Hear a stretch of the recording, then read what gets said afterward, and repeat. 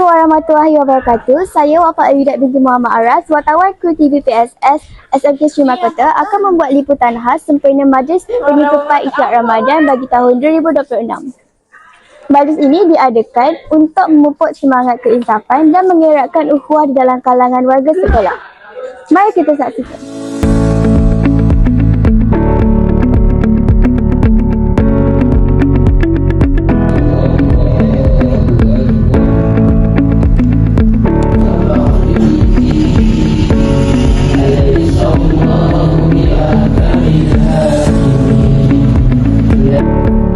Assalamualaikum Ustazah, saya Siti Rodia. Terima kasih kerana ingin sudi temu mobile. Sebelum itu, Ustazah boleh kenalkan diri terlebih dahulu?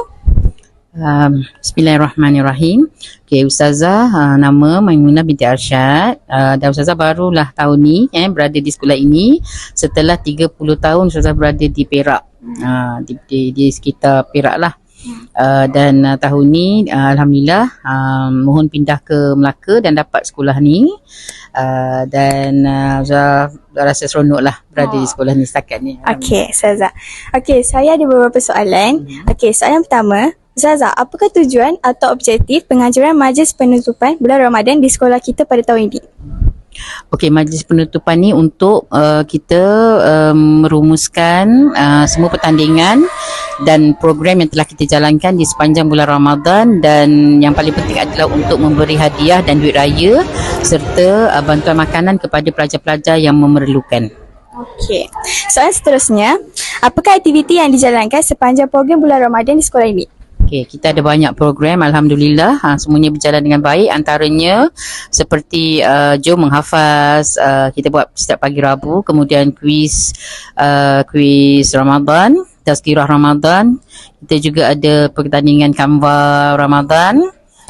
Kemudian kita buat infak Ramadan untuk melatih pelajar supaya rajin bersedekah, terutama dalam bulan Ramadan kepada orang yang memerlukan.